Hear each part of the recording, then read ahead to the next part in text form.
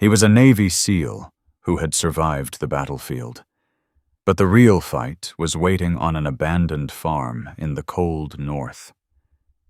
The land looked silent, lifeless, until his dog sensed something no one else dared to face. Beneath that quiet soil lay a buried truth, powerful enough to shake an entire town. Power tried to buy silence. Fear tried to keep heads down. But loyalty does not negotiate, and faith does not retreat. Where are you watching from? Are you watching? Like and subscribe so we can keep telling stories that make your heart stronger. Now, let's begin. The road into Miller's Hollow narrowed the way old roads do when fewer people need them. Pines leaned close on either side, their dark green needles trembling under the last stubborn wind of northern winter. Snow lingered in thin, dirty ribbons along the ditches, melting into the earth with a smell like iron and thawing leaves. Gideon Rourke drove the final mile with one hand on the wheel and the other resting loosely near the center console, a habit that had once meant readiness. Now it meant nothing in particular. The truck engine hummed steady beneath him. Beside him, Sable sat upright, ears forward, body still as a statue carved from muscle and fur. Gideon was 35, tall at 6 feet, broad-shouldered but built like a tool rather than a trophy. There was nothing exaggerated about him. His strength lived in quiet lines. The squared jaw, the high cheekbones left unsoftened by fat, the disciplined posture that seemed to refuse slouching even in solitude. His face was clean-shaven, the razor leaving no shadow to hide behind. The lack of beard exposed everything, the firm set of his mouth, the tension that still gathered at the hinge of his jaw when he drove through unfamiliar territory. His hair, dark brown and cut in a military style slightly longer than regulation, moved only when the window cracked open for air. The northern wind had roughened his skin over the years. It was pale but weathered. It was the kind of complexion that burned once and then learned never to complain again. His eyes were gray-blue, the color of a lake before a storm. People tended to look away first, not because they felt judged, but because they felt seen. 8 months ago, he had taken off the uniform for the last time. The Navy SEAL insignia had left no visible mark on his skin, but it had carved something deeper into his posture. He had not left because he wanted to, he had left because after one mission overseas, one exposure, one mistake, one teammate who didn't come home, something in him stopped answering the call the same way. War had a sound. War had a smell. War had rules. Civilian life had none. Sable shifted slightly as the truck turned onto the gravel drive. She was 5 years old, a German shepherd with a sable coat, cream, gray, and black layered like smoke frozen mid-swirling. Her amber eyes were alert but not frantic. She had once been trained to detect chemical agents in hot, hostile climates where the air itself could betray you. A ligament injury during a high-intensity drill had ended her official service. Gideon had signed the paperwork to take her home, rather than let her transfer to a facility that might not understand how finely tuned she was. She did not bark without cause. She did not panic without reason. The farmhouse appeared at the end of the drive, white once, now faded to a tired bone color. The barn leaned slightly west, as if listening to something no one else could hear. A windmill stood still against the pale sky. This was Caleb Rourke's land. Caleb had been Gideon's uncle by blood, but more by function. A former Army engineer who had left active duty decades earlier, Caleb had settled into farming with the same meticulous focus he once gave schematics. He was not tall, perhaps 5'9", but compact, broad through the chest, yet with hands permanently stained by oil and soil. His hair had thinned into silver, and he wore it close to the scalp. His beard, when he bothered to grow one in winter, was always trimmed short and practical. He did not smile easily, but when he did, it arrived crooked and genuine. He had believed in work, in precision, in finishing what was started. He had died of heart failure, according to the call Gideon received 3 weeks ago. The truck rolled to a stop. Sable did not move immediately, and her ears pivoted. Her head angled slightly toward the east side of the property. Then she stepped down. Gideon followed. The air smelled clean, thawing earth, pine sap, distant water.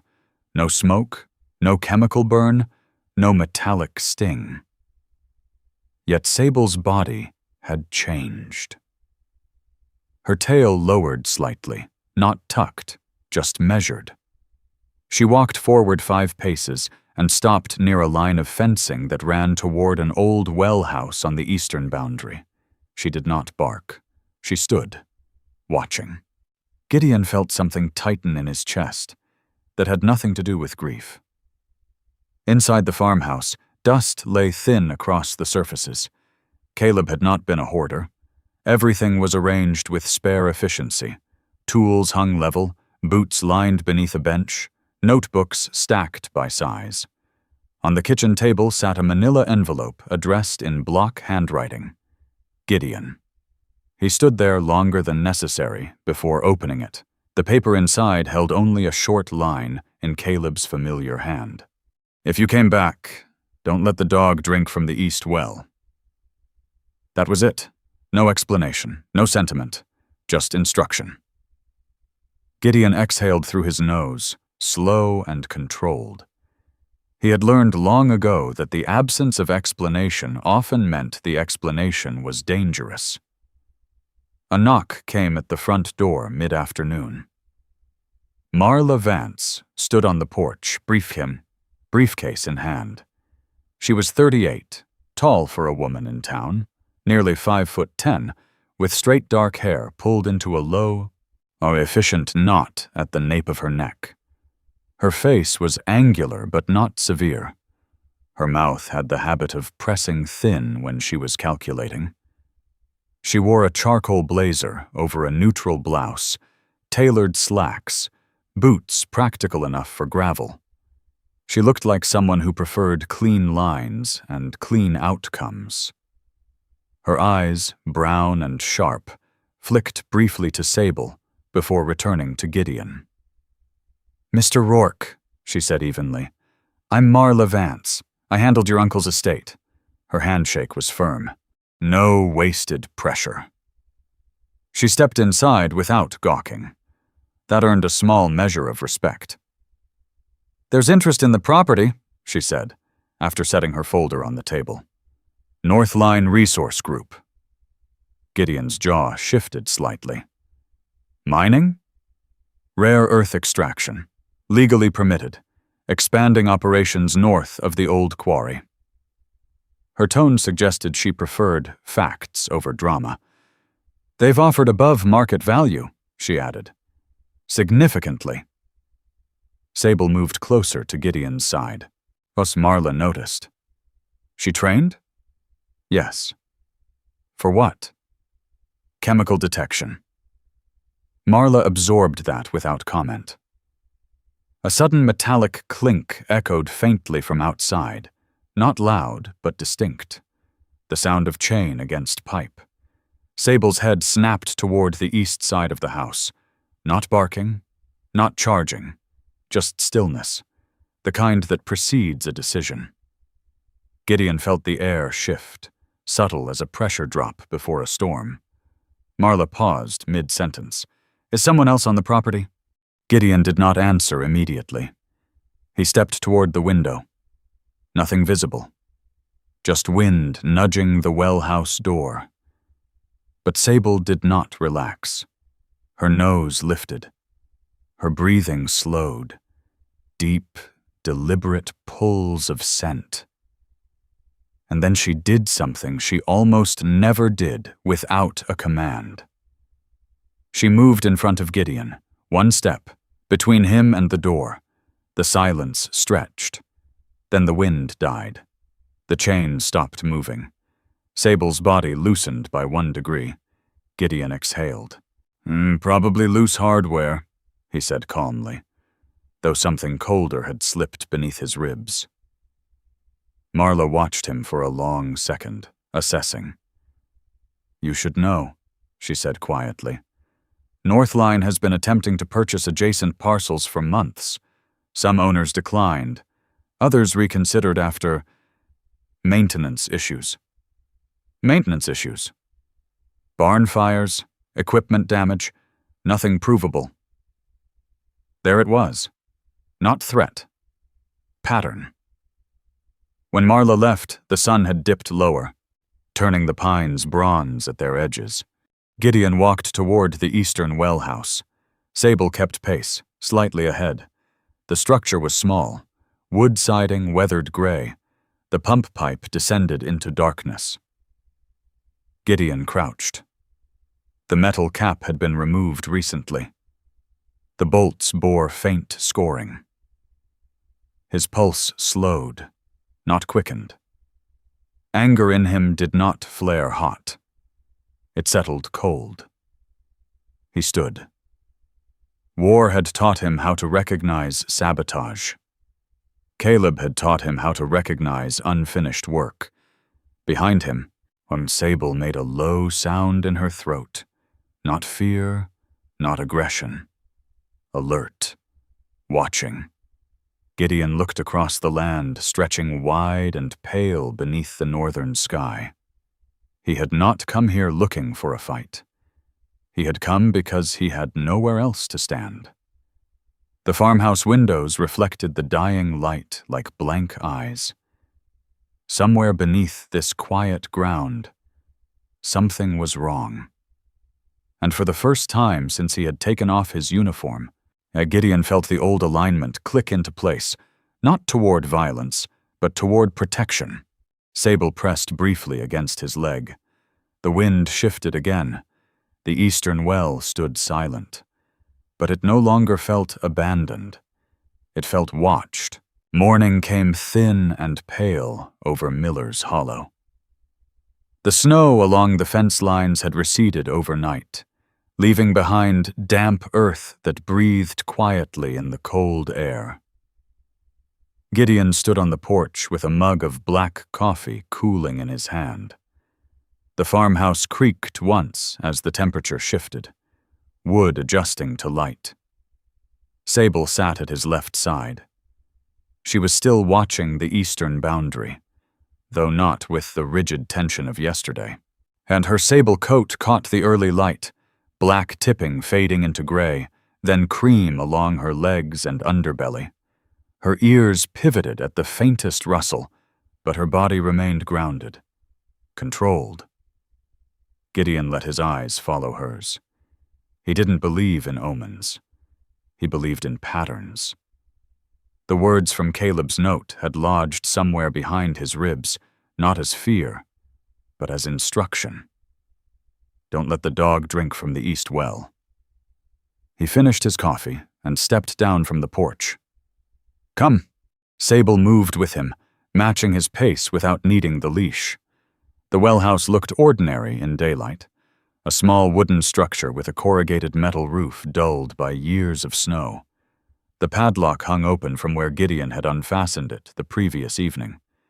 He knelt beside the pump casing and removed the metal cover carefully. There was no obvious contamination, no discoloration, no oil sheen, but he had learned long ago that absence of visible threat meant nothing. And he filled a sterile sample vial from the tap inside the kitchen sink after letting the water run for several minutes. He labeled it in block letters, East Well, 7:42 a.m. Sable watched the sink as if it were alive. Her nose flared slightly, but she did not attempt to drink. That alone was enough. By late morning, Gideon was driving into town. Blackwood Junction was small enough that the same pickup trucks occupied the same spaces each day. The hardware store still displayed shovels outside, despite the season nearly ending. A diner window reflected a sun that looked stronger than it felt. He parked outside Hale's General Supply. The bell above the door chimed as he entered. Hank Latimer stood behind the counter. Hank was in his early 60s, tall but slightly bent at the shoulders from decades of hauling timber and fencing wire. His beard was silver and untrimmed but clean, as deep lines carved his face from nose to mouth. Not bitterness, just weather. His flannel shirt hung loose over a thermal layer, sleeves rolled to reveal forearms knotted with sinew rather than gym muscle. He had been a forest ranger before retirement. Wildfires had shaped his posture. You could see it in the way he watched exits and windows even during casual conversation. "You must be Caleb's nephew," Hank said, voice gravelly but not unfriendly. "Gideon." "Rourke. Figures." Hank wiped his hands on a rag and stepped around the counter to shake. "You look like you hold doors open before they hit you." It wasn't an insult. Gideon almost smiled. "Sable," Hank said, crouching slowly without sudden movement. Sable approached, sniffed his offered knuckles, then allowed the contact. "Good dog," Hank murmured. "Smart eyes. She doesn't spook. Means she's seen enough to know when to." Hank's gaze flicked toward Gideon. Something passed between them. Recognition without explanation. Gideon placed the water sample on the counter. "You know anyone who can test this locally?" Hank's brows knit. "County lab's 2 towns over, but they're backed up. For heavy metals..." Hank's jaw tightened almost imperceptibly. "You thinking runoff from the quarry?" "I'm thinking I don't know yet." Hank leaned back against a shelf of fertilizer bags. "Marcus drinks from that aquifer." "Marcus?" Hank nodded toward the back lot. "You'll meet him." Behind the store, a man stood beside a dented pickup, staring into the distance as if listening for something only he could hear. Marcus Hale was 34, medium height, lean but slightly drawn through the cheeks. His hair was sandy brown, cut short but grown out unevenly, as though he had stopped caring about mirrors. A faint scar traced his right temple into his hairline. He wore a canvas jacket, too heavy for the weather, and boots with the laces replaced by mismatched cord.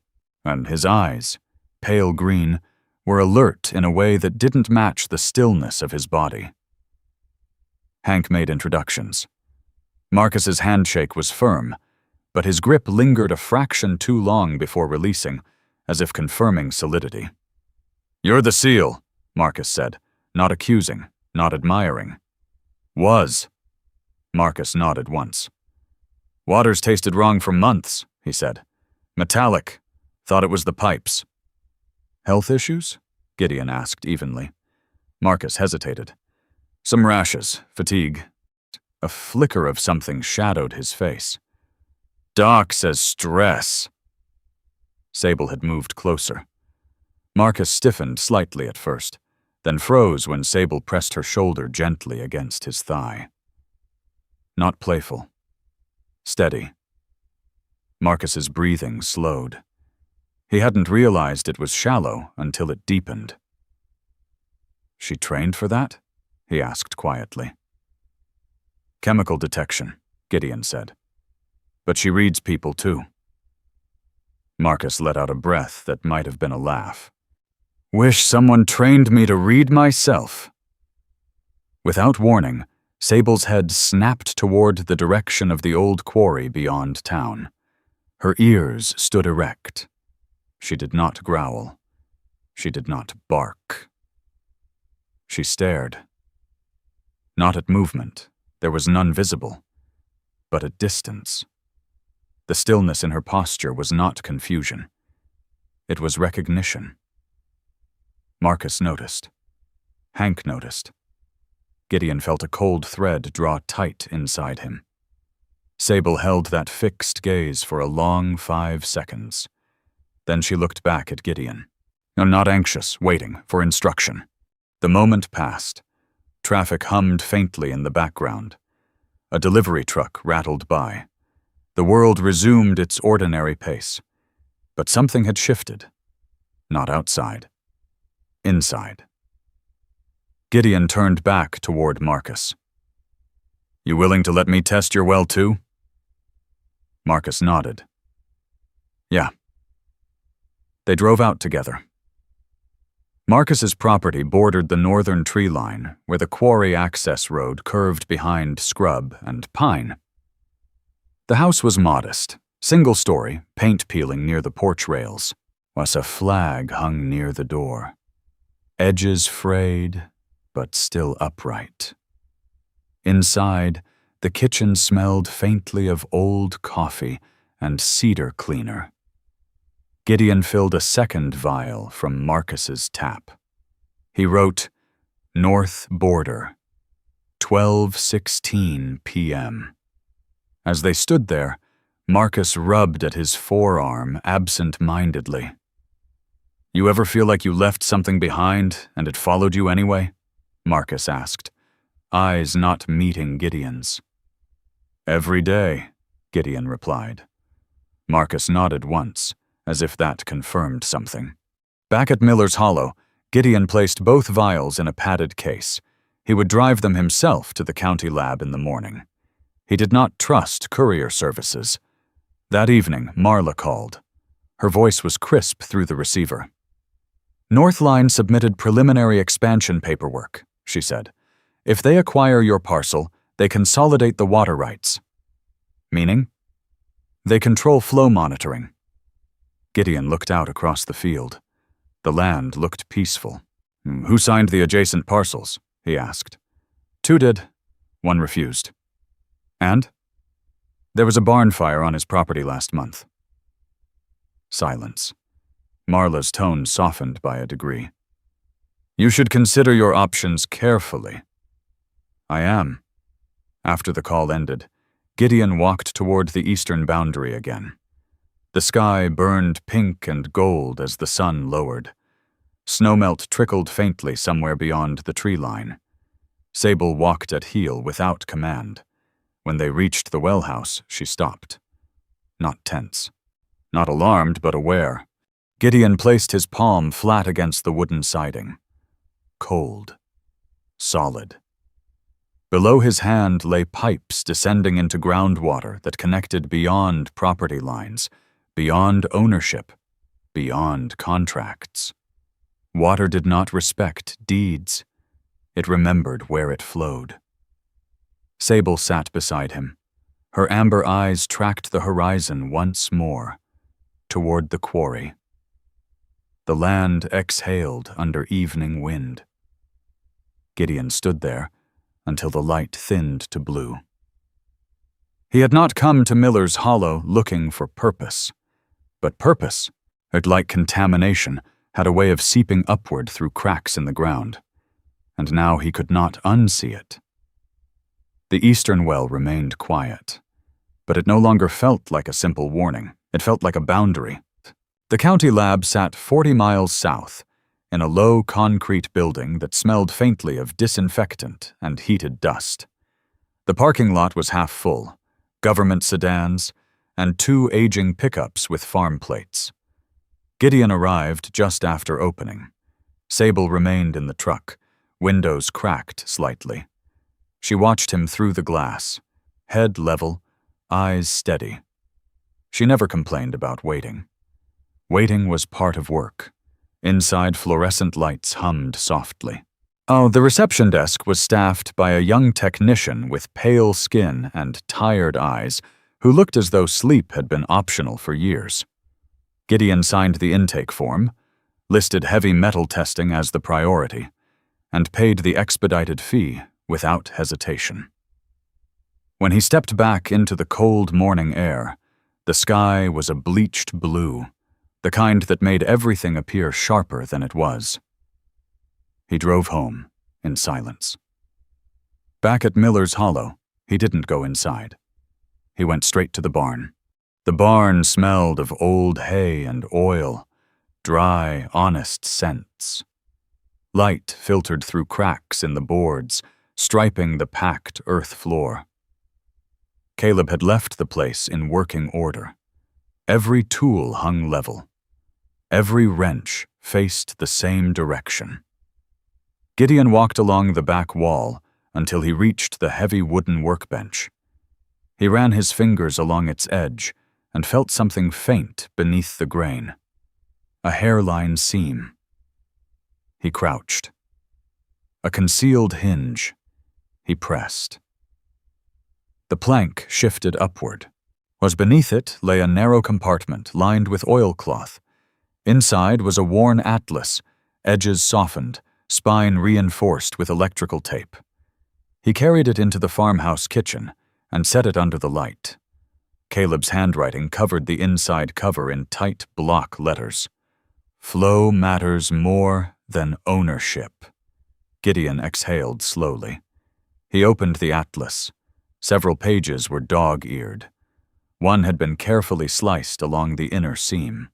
He slid his fingers into the gap and drew out a folded sheet of translucent drafting paper. It crackled faintly. Sable, who had followed him in and settled near the doorway, rose to her feet. Her ears lifted. Not alarmed. Interested. Gideon unfolded the paper across the table. It was not a map in the tourist sense. It was an engineering sketch. Hand-drawn lines marked underground channels, directional arrows indicating groundwater movement, elevations noted in precise decimals. Caleb had mapped the aquifer. Red ink circled the northern quarry boundary. There were small notations beside certain points. Elevated readings. Runoff path. Cross-flow beneath Rourke property. Gideon felt something align in his chest. Not surprise, but confirmation. Caleb had not written that warning lightly. The well wasn't just water. It was a junction. Sable approached the table and placed her chin near the map's edge, as if anchoring it. "You smell it too?" Gideon murmured. Her amber eyes flicked toward him briefly before returning to stillness. He scanned the rest of the bench compartment. Under the atlas lay a small external hard drive wrapped in cloth. He turned it over. A label read, Q Archive. His pulse slowed. Caleb had not been guessing. He had been collecting. There was only one laptop in the house, an old model, heavy and scratched, but functional. Gideon connected the drive. It hummed softly as files populated the screen. Folders labeled by date. Photographs, video clips, spreadsheet data. He opened the earliest file. Night footage. A truck entering the old quarry road after hours. No company logos visible, but the timestamp matched nights Marcus had described hearing engines. Another file. Photographs of blue plastic drums stacked behind fencing. Zoomed images showed serial numbers partially scratched away. Gideon leaned back in his chair. He did not feel triumph. He felt the steady tightening of responsibility. One photograph stopped him.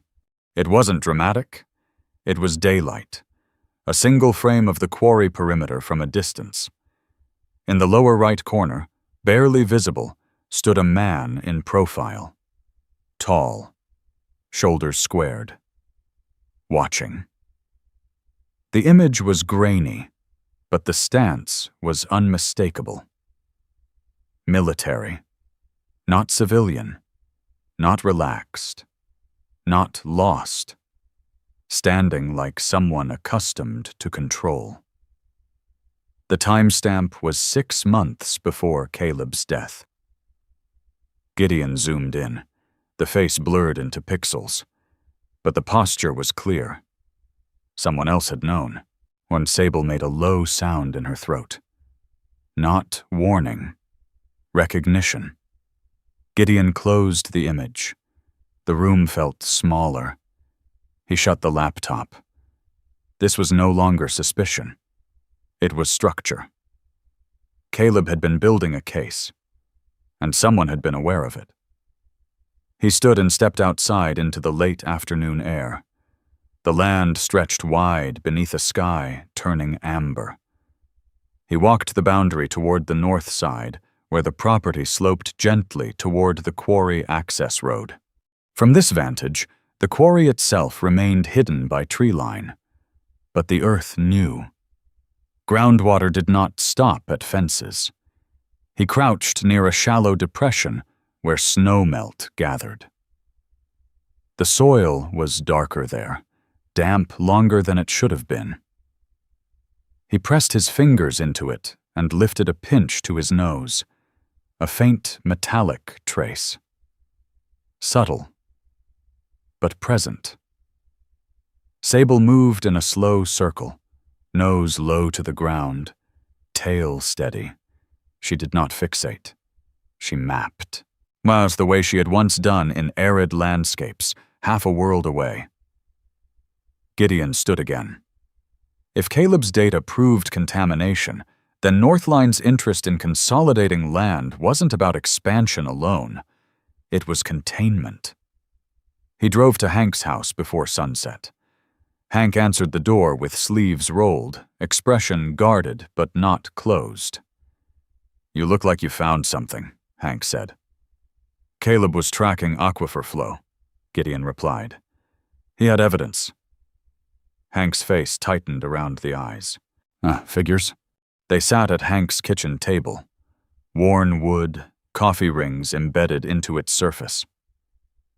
Hank listened without interruption as Gideon summarized the data. When Gideon mentioned the night footage, Hank's jaw shifted.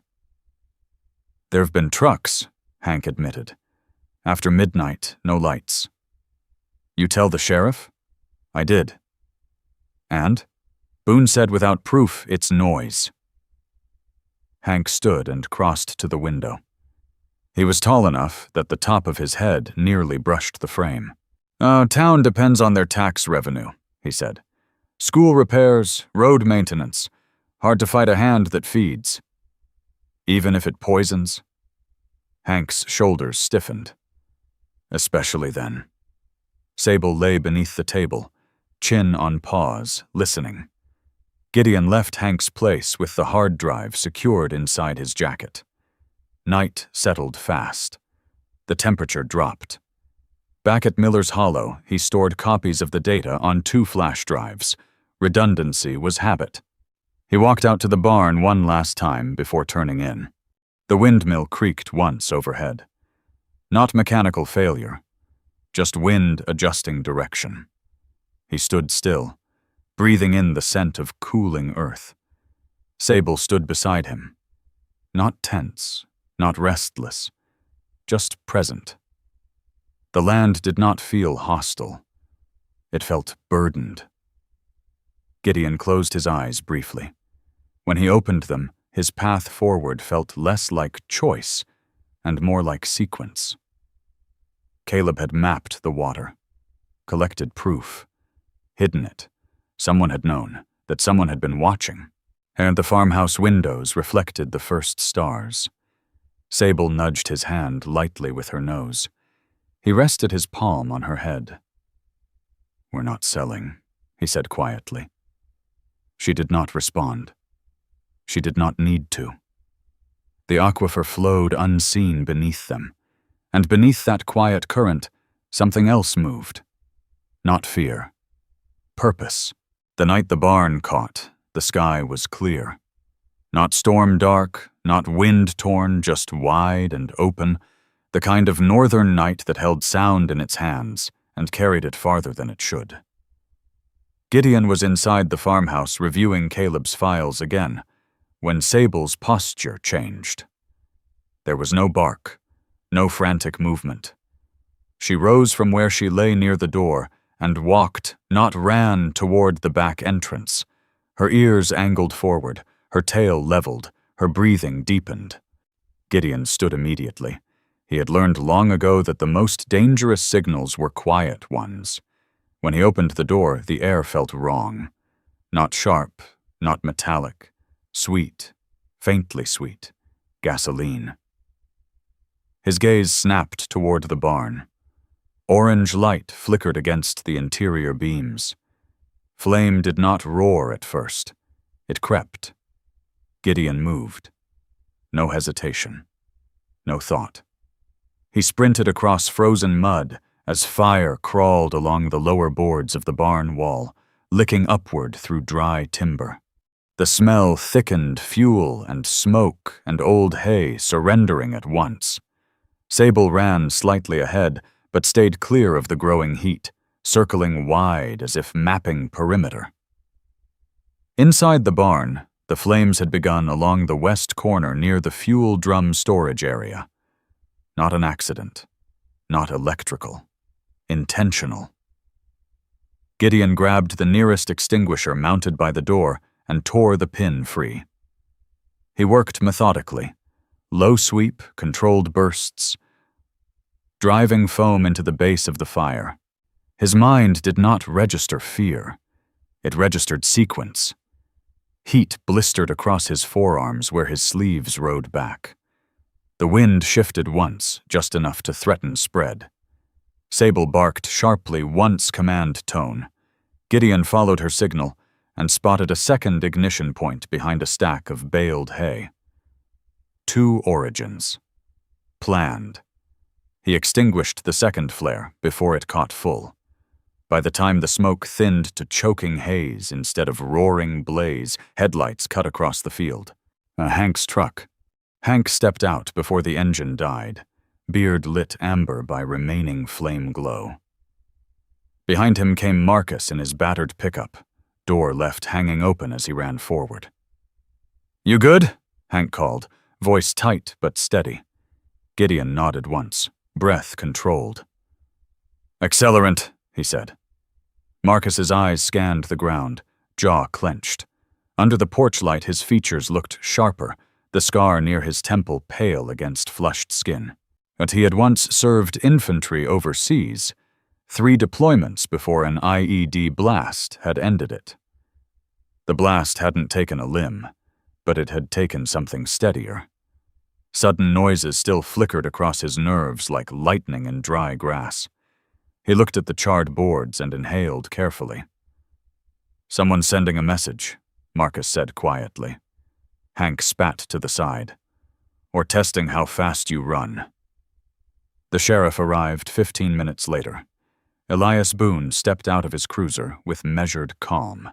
He was in his early 50s, tall and broad through the chest but softened slightly at the waist. His hair had gone iron gray at the temples, kept short beneath a brimmed hat he removed out of respect when greeting others. His face bore the weather of someone who had spent decades outdoors, creased, steady, lined not by anger, but by vigilance. He carried himself like a man used to balancing more than one truth at a time. "You hurt?" Boone asked Gideon first. "No."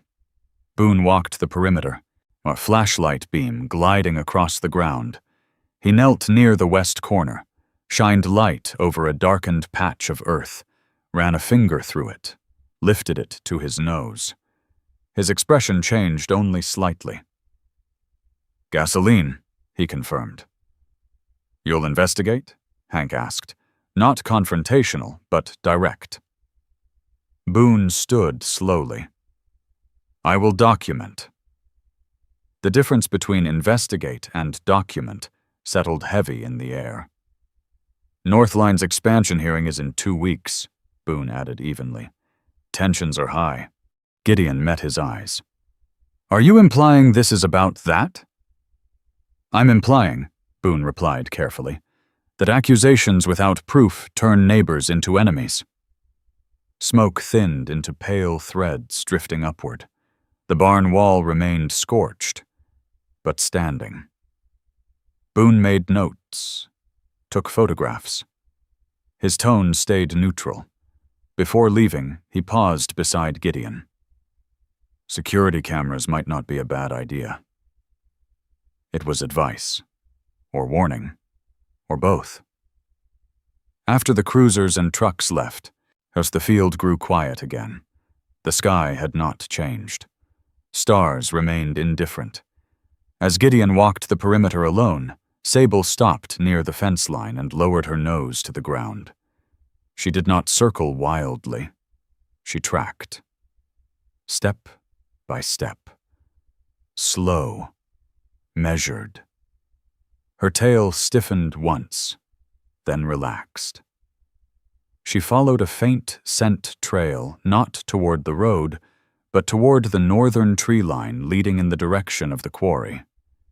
Halfway there, she halted, sat, looked back at Gideon. Not confused, and certain. Then she lowered her head and touched the ground once more. Gideon approached and knelt. Embedded in the soil lay a partial boot print. Deep tread. Military style. Not local farm wear. His chest tightened not in panic, but recognition. The print was recent. And deliberate. He straightened. Someone had not simply lit a match and run. Someone had walked calmly away. Back inside, Gideon washed soot from his hands at the kitchen sink. The water ran clear. He watched it flow, while the irony did not escape him. Marcus returned briefly after midnight, claiming he forgot something, but Gideon recognized the restlessness in him. Marcus stood on the porch, hands in pockets, gaze drifting toward darkness. "You ever get tired of being alert?" Marcus asked without turning. "Yes." "How do you stop?" Gideon considered. "You don't." Marcus nodded, as if that answer hurt but made sense. Hank called the next morning. "Northline reps were in town late yesterday," he said. Meeting at the diner. Cassidy Pike and that muscle-bound shadow he keeps." Rowan Creed. Gideon had seen him once from a distance, a man in his early 40s, tall and thick through the shoulders, beard trimmed to precise lines, hair cut close but styled. His posture held confidence that bordered on disdain. Former private contractor, according to rumor, the kind of man who preferred intimidation over conversation. "Timing's convenient," Hank added. "Too convenient," Gideon replied. Later that afternoon, Cassian Pike arrived unannounced. He stepped from a black SUV polished too clean for rural roads. Cassian was tall, just over 6'2", with a tailored coat falling clean along broad shoulders. His hair was dark with early silver at the temples, styled back neatly. His face was sharp, but not hard. His smile practiced, but controlled. He wore cologne subtle enough to suggest restraint, expensive enough to suggest intention. He removed his gloves before extending a hand. "I heard about the fire," he said smoothly. "Unfortunate." Gideon did not take the offered hand. "Accidents happen," Cassian continued, gaze flicking briefly toward the barn. "Remote properties can be vulnerable. It wasn't an accident." Cassian's expression did not falter. "You're suggesting something more serious?" "I'm stating what it was." Cassian nodded slowly, as though absorbing a child's frustration. "Our expansion has created strong feelings in town," he said. It would be a shame if misunderstandings escalated." "Is that concern?" "It's business." Sable stepped into view beside Gideon. Her head lifted slightly, eyes fixed on Cassian, not aggressive, but unwavering. Cassian noticed. He adjusted his stance by half an inch. "Remarkable dog," he said. "Trained?" "Yes." "For what?" "Detection." Cassian's smile sharpened. Then she must have quite a nose. She does. Silence stretched. The wind carried the scent of thawing earth between them. Cassian replaced his gloves slowly. My offer still stands, he said. Above market, immediate close. Gideon's jaw set. Not interested. Cassian's eyes hardened for the briefest fraction of a second before smoothing again. Think carefully, he said. Land like this doesn't remain isolated forever. He turned and walked back to the SUV. Rowan remained in the passenger seat, sunglasses reflecting the farmhouse windows. The vehicle pulled away without hurry. Gideon watched until it disappeared beyond the trees. But Hank arrived shortly after, shaking his head. That man doesn't sweat, Hank muttered. No, Gideon agreed. He delegates. They inspected the boot print together before wind erased its edges. Creed wears something like that, Hank said quietly. Gideon did not respond. Instead, he looked toward the northern tree line. The land was quiet again, but the quiet had changed. Not fragile. Charged. The barn stood scarred but intact. The well house remained still at the eastern boundary. Sable returned to Gideon's side and leaned briefly into his leg. Not for reassurance. For alignment. Gideon rested his hand on her back. He had not chosen conflict. But conflict had chosen clarity. Fire had spoken. And it had not finished. The fire left a smell that would not leave. Even 2 days later, when the charred boards had cooled and the air had shifted back toward thawing earth and pine, Gideon could still detect the faint residue of burned fuel clinging to the barn's grain. Smoke had a way of settling into wood the way memory settled into bone. Morning broke colder than it should have been for early spring. Frost skimmed the pasture like a thin apology. Gideon stood near the barn with a clipboard in one hand, as making an inventory of damage with a steadiness that felt almost clinical. The damage was limited. Structural integrity intact. Exterior boards scorched. No livestock lost. It was not meant to destroy. It was meant to speak. Sable moved through the barn interior slowly, nose low, occasionally pausing at points where gasoline had pooled. She did not growl. She did not circle the boot print again. That had been erased by wind and traffic. Now she assessed without agitation. Gideon recognized the shift in her posture. Once a threat became real and known, it lost its mystery. She was not haunted by it. She simply cataloged it. The county lab called just after noon. The technician from intake, her name, was Rachel Moreno Spoke, in a tone trained to remain neutral. Rachel was in her late 20s, compact and sharp-featured, with dark hair pulled into a messy bun and wire-rim glasses that slid down her nose when she leaned over paperwork. She sounded tired, but precise. "Mr. Rourke," she said, "your expedited results are in." He stood near the kitchen window while Sable lay at his feet. "Lead levels elevated," Rachel continued. "Cadmium above recommended threshold. Both samples." "Both," he repeated quietly. "Yes. The northern border sample slightly higher." He closed his eyes briefly. "Is it naturally occurring?" "No," she said without hesitation. "Not at those concentrations." The word settled. Not natural. He thanked her and ended the call. For a moment, the farmhouse felt smaller. The water he had watched run clear through his sink carried invisible weight. Sable lifted her head as if she sensed the shift in him. He knelt beside her and rested his palm lightly against her neck. "Okay," he murmured. It was not reassurance. It was acknowledgement. That afternoon, Hank called a small gathering at the diner. The diner's name, Lakeside Griddle, was painted in fading red letters above a door that stuck when humidity rose. Inside, as booths upholstered in cracked vinyl held the history of a town that did not move quickly. Marcus sat at the far end of the room, elbows on the table, hands clasped. Sheriff Boone arrived without uniform jacket, wearing only his shirt and badge, sleeves rolled. It made him look less official, more human. Marla Vance entered last, briefcase in hand, her expression measured but alert. At the counter stood Avery Cole, a local reporter in her early 30s. She was slender, with auburn hair cut just below her chin in an uneven bob. Her skin bore faint freckles across the bridge of her nose.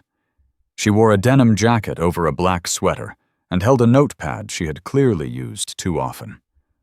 Her eyes were curious, but not naive. She had grown up in town and left for journalism school before returning when her father fell ill. She had learned that truth in small towns was often tangled in loyalty. "Off the record until I say otherwise," Hank began. Gideon placed printed copies of the lab results on the table. No dramatic reveal. Just paper. Numbers.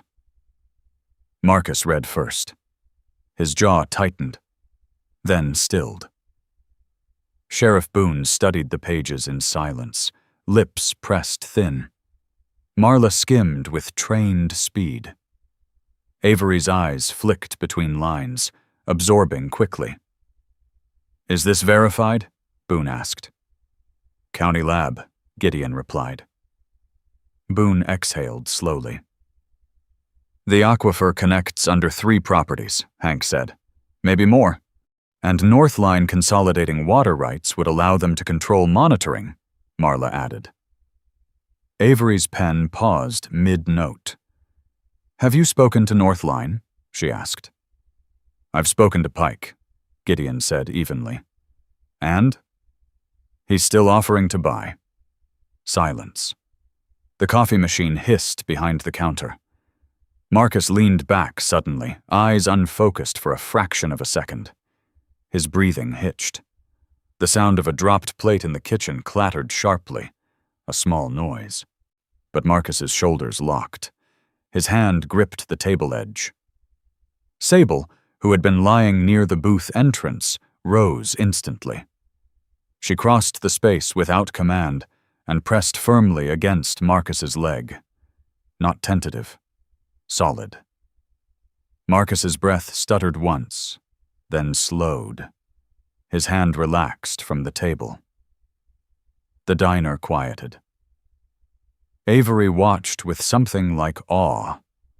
Boone watched with something like recognition. After several seconds, Marcus nodded faintly. "I'm good," he said, voice steady again. The moment passed. But it left something behind. Not fear. Witness. Gideon met Marcus's eyes. There was no embarrassment there. Only honesty. War did not always end when you came home. Avery cleared her throat gently. "If this goes public," she said carefully, "it changes things." "It should," Hank muttered. Boone stood slowly. "I can request a formal environmental assessment," he said. "But it won't be quiet." Gideon nodded. "It shouldn't be." Marla closed her folder. "Northline will fight. Well, legally." "Let them," Gideon replied. He did not raise his voice. He did not need to. Outside, wind brushed lightly against the diner windows. Later that evening, Cassian Pike's SUV appeared again at the edge of Miller's Hollow. This time he did not approach the house. He remained near the fence line, engine idling. Gideon stepped outside alone. Sable followed but stopped at the porch, awaiting command. Cassian lowered his window halfway. "You're escalating," he said calmly. You started it," Gideon replied. Cassian studied him for a long moment. "You understand how economies function?" Cassian asked. "Jobs, revenue, Infrastructure? I understand water. Cassian's jaw shifted subtly. Small towns survive through compromise, he said. Not crusades. Gideon stepped closer, but remained outside the fence. Your company's dumping. Cassian's eyes hardened. Careful. The word held warning, not volume. You think one lab result defines us? Cassian continued. Do you know how many variables affect groundwater? Enough. Silence settled between them. Cassian finally spoke again. You're a soldier, he said. You understand collateral damage. Gideon did not blink. I understand responsibility. Cassian's fingers tightened on the steering wheel. Then, unexpectedly, his voice lowered. You don't know the scale of what you're stepping into. The SUV window rose slowly. The engine revved once, and the vehicle rolled away. Gideon stood there until the sound disappeared. Behind him, Sable shifted her weight. He glanced back. She was not tense. She was alert. Ready. Inside, he copied the lab results again. 3 sets, 1 for Boone, 1 for Avery, 1 to store separately. He opened Caleb's hard drive once more and reviewed the footage. He added the lab reports to the archive. Redundancy. Structure. He was not chasing vengeance. He was building a case. Later, as night thickened and stars reappeared above Miller's Hollow, Gideon stepped out onto the porch. The land lay quiet beneath the dark. The barn still stood, scarred but upright. The eastern well house remained still. Water moved unseen beneath his boots. Sable lay beside him, head resting lightly on her paws. He thought of Marcus in the diner, of Boone weighing tax revenue against safety, of Avery choosing whether to print, of Cassian choosing loyalty to corporation over community, and of Caleb mapping quietly, alone. The pressure beneath the surface was not just groundwater. It was choice. Gideon exhaled slowly into the cold. He had not asked to carry this, but he would not set it down. The land did not speak loudly. It seeped, and once it did not forget. The hearing was scheduled for Thursday evening at the old municipal hall. By noon, Miller's Hollow felt different. Not louder, denser. Cars moved more slowly along the single road into town. Conversations lingered on porches. Curtains shifted in upstairs windows. Gideon noticed it the way he noticed weather shifts, through silence patterns. He stood at the kitchen counter reviewing his notes. Lab results clipped. Caleb's archived footage organized into labeled folders, on dates cross-referenced with Northline's drilling permits. Precision steadied him. Sable lay near the back door, not asleep, never fully asleep, but resting with one ear angled toward the driveway. At 3 in the afternoon, a knock sounded. Not sharp. Measured. When Gideon opened the door, Dr. Lila Brenner stood on the porch. She was in her early 40s, tall and narrow-shouldered, with ash-blonde hair braided loosely down one side. Her skin was pale, in the way of someone who spent more time in labs than in fields, and faint creases marked the corners of her gray eyes from years of squinting at data screens. She wore a charcoal wool coat buttoned to the throat and carried a canvas messenger bag heavy with papers. Her posture was straight, not rigid, but principled. "I'm here on behalf of the State Environmental Review Board," she said. Her voice was steady, low, and deliberate. "Sheriff Boone forwarded the preliminary findings." Gideon stepped aside. Inside, she removed her gloves carefully before touching anything, as if respect for space mattered to her. She reviewed the reports with a scientist's patience, not rushing, not dramatizing. Lead concentrations like this, she said quietly, suggest prolonged seepage, not sudden spill. How prolonged? Gideon asked. She looked up at him. Years. The word landed heavier than accusation. Sable rose and approached Doctor. A Brenner without command. She paused 2 feet away and studied her face. Dr. Brenner did not flinch. She lowered her hand slowly. Sable leaned forward and inhaled once, then stepped back. Assessment complete. Dr. Brenner smiled faintly. Disciplined, she murmured. Yes. By late afternoon, word had spread that the hearing might not proceed quietly. Marcus arrived early at the municipal hall. He wore a clean flannel shirt and boots polished more from habit than vanity. His hair was cut short, a military neatness lingering in the lines of his posture. The scar near his temple caught light beneath the fluorescent fixtures. Hank followed, shoulders broad, beard trimmed, eyes alert but tired. Marla Vance stood near the front table, arranging folders in a precise stack. She wore a navy suit tailored cleanly, hair pulled back into a tight bun that revealed sharp cheekbones and a focused expression. She had once clerked for a federal judge before choosing to return to a smaller practice. She believed in law the way others believed in ritual. Avery Cole moved quietly along the perimeter, camera slung over her shoulder. She wore black jeans and a fitted jacket, notebook tucked beneath her arm. She did not chatter. She observed. Sheriff Boone positioned himself near the rear exit, hands resting lightly on his belt. Not guarding anchoring. Northline representatives arrived last. Cassian Pike entered with composure intact. He wore a dark tailored suit, no tie, coat draped cleanly. His hair was immaculate despite the wind outside. He looked like he belonged in glass towers, not creaking halls. Behind him walked Rowan Creed. Rowan's presence changed the room's air density. He was tall, over 6'3" shoulders, thick beneath a fitted jacket. His beard was trimmed but heavy along the jaw, giving his face a grounded severity. His eyes were pale blue and calculating. He moved with quiet confidence, weight balanced, scanning exits automatically. He had once served private security overseas.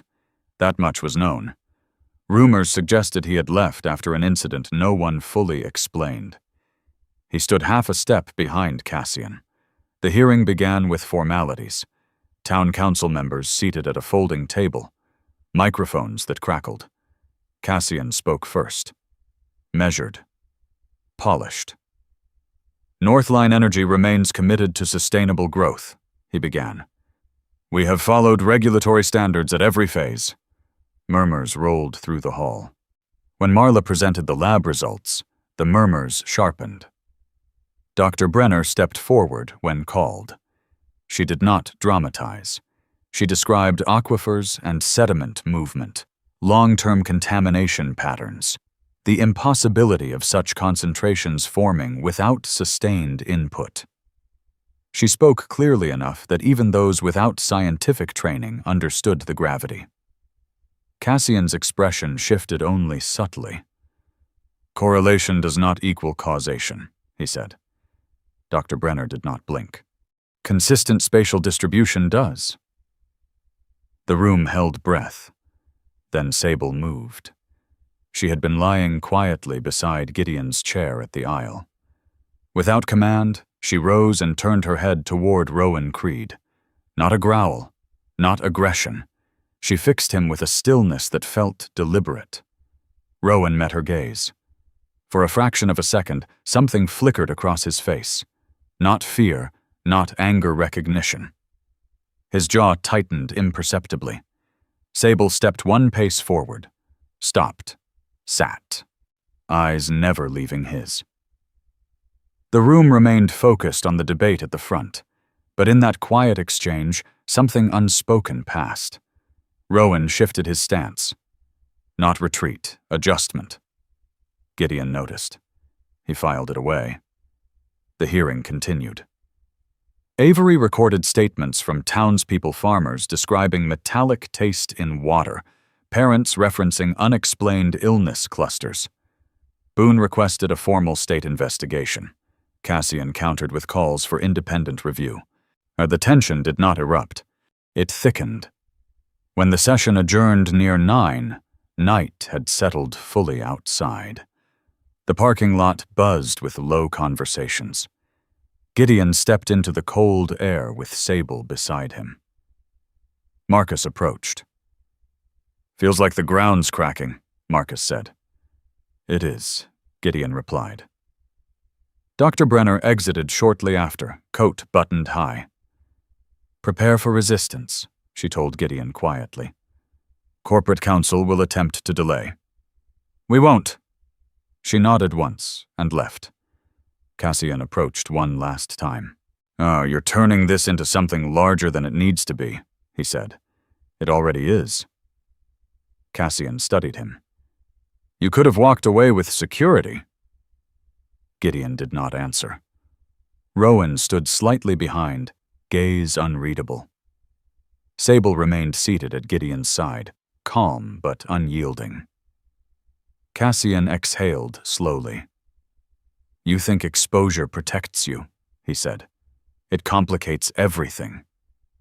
"Transparency does that," Gideon replied. Cassian's expression hardened for the first time openly. "This isn't over." "No," Gideon agreed. "It's not." Northline's vehicles pulled away. The parking lot thinned. Boone remained until nearly everyone left. He approached Gideon. "You escalated," Boone said, not accusatory. "Yes." Boone rubbed a hand along his jaw. "You understand that if state investigators confirm this, it won't just cost Northline. It'll cost the county. Then we rebuild differently." Boone watched him for a long moment. "Oh, you're not just fighting contamination," the sheriff said quietly. "You're changing structure." Gideon met his eyes. "Maybe it needs to change." Boone nodded once. He walked back toward his cruiser. The hall lights flicked off behind them one by one. Back at Miller's Hollow, the farmhouse felt steadier. Not safer. Stronger. Gideon stored copies of every document in 3 separate locations. He updated digital backups. He secured the barn doors. Sable followed his movements, silent. He synchronized. When he finally stepped onto the porch near midnight, the sky stretched clear again. The land lay still, but not passive. Beneath the soil, water moved. Beneath water, sediment shifted. Pressure did not disappear when ignored. It accumulated. Gideon leaned his forearms on the porch railing. He thought of Caleb mapping quietly years ago, of Marcus learning to breathe again, of townspeople choosing to speak publicly, of Rowan's brief flicker of recognition. Not fear, memory. And he felt it then. Not dread, not triumph, but alignment. The ground was pushing back, and this time it was not alone. The morning after the hearing broke, with a quiet so clean it felt deliberate. No sirens, no trucks idling at the edge of fields, no black SUVs parked where they did not belong. The sky stretched pale blue over Miller's Hollow, thin clouds dissolving along the horizon.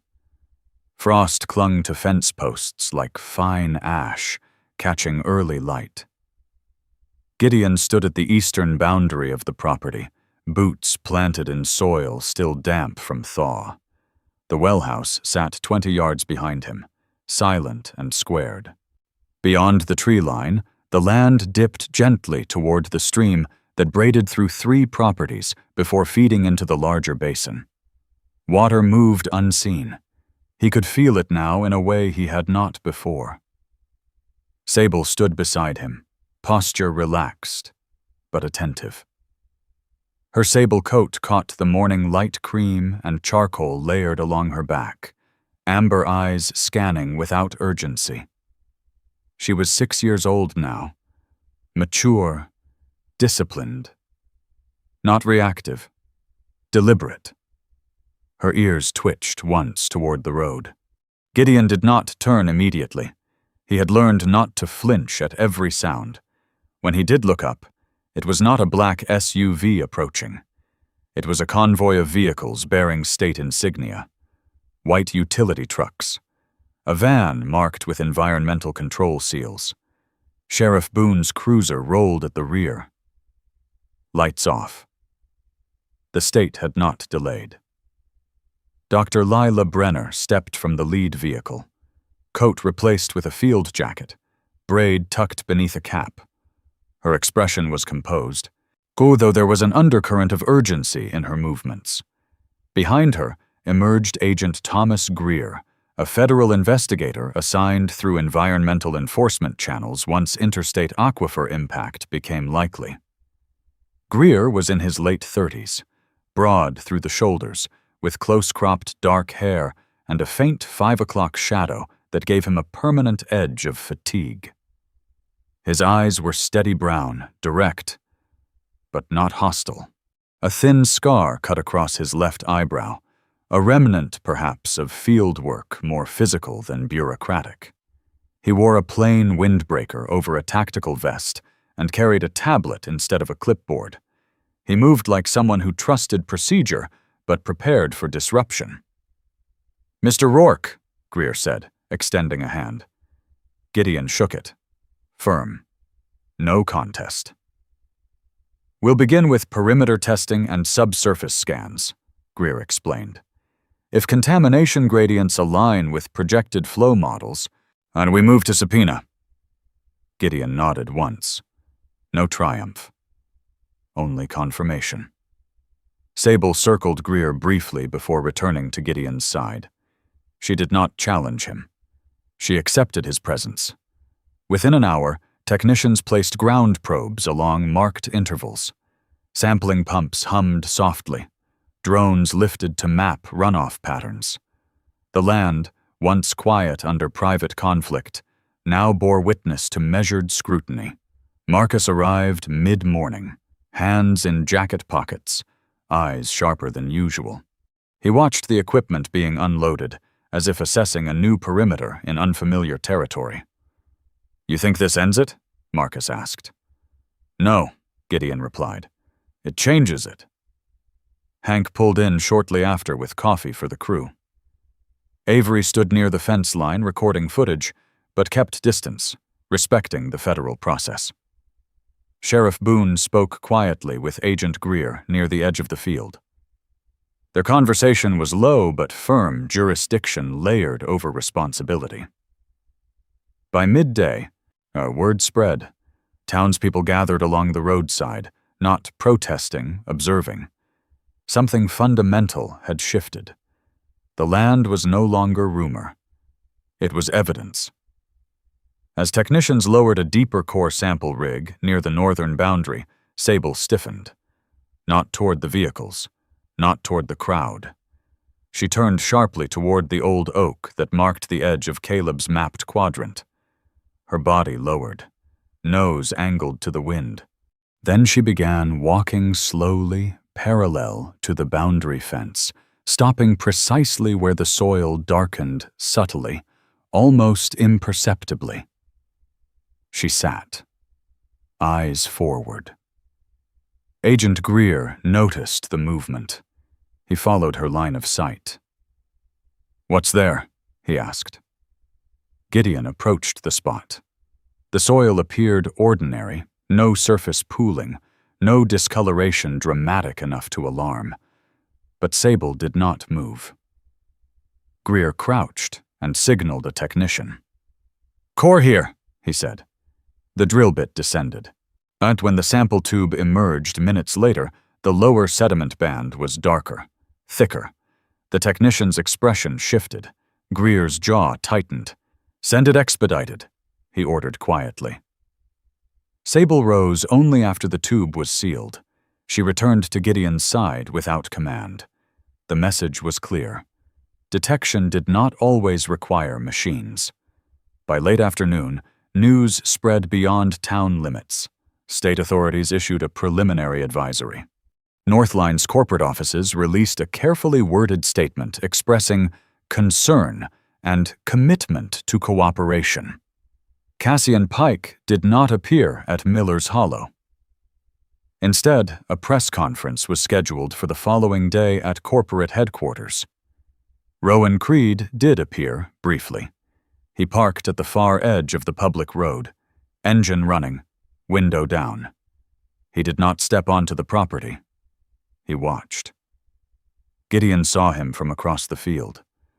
Rowan's face remained unreadable, a beard catching sunlight, pale eyes tracking movement of federal technicians.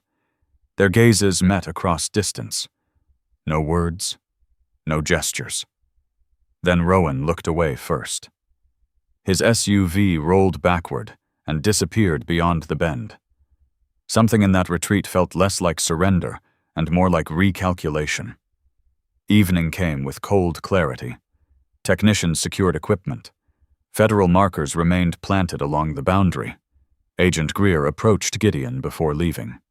"We'll issue an injunction request within 48 hours, he said, if data confirms trajectory." "It will," Gideon replied. Greer studied him briefly. "You've done this before," the agent observed. "Different terrain," Gideon said. Greer nodded once. "Same principle." After the vehicles left, the land exhaled. The gathering crowd dispersed slowly. Marcus lingered. "So what happens now?" he asked. "Now," Gideon said. "They can't pretend it's small." Marcus looked across the pasture. Feels like something bigger than water." "It is." Hank joined them, hands shoved into coat pockets. "You planning to sell now that it's messy?" Hank asked lightly.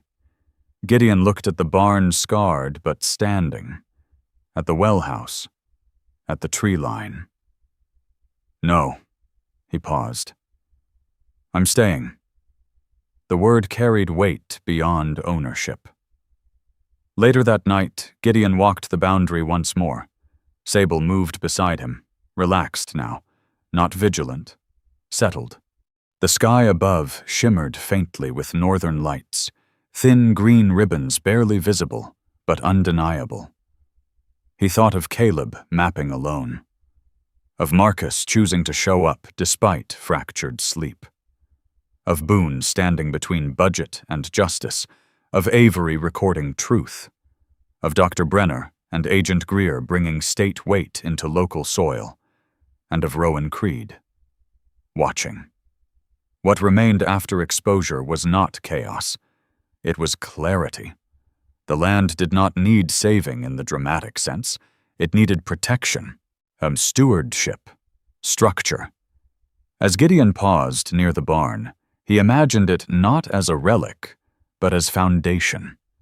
He pictured kennels rebuilt properly, training fields marked cleanly, veterans working dogs that understood what silence meant, a place where pressure could be met with discipline, where instincts were not suppressed, but shaped. Sable nudged his hand gently. He rested it on her head.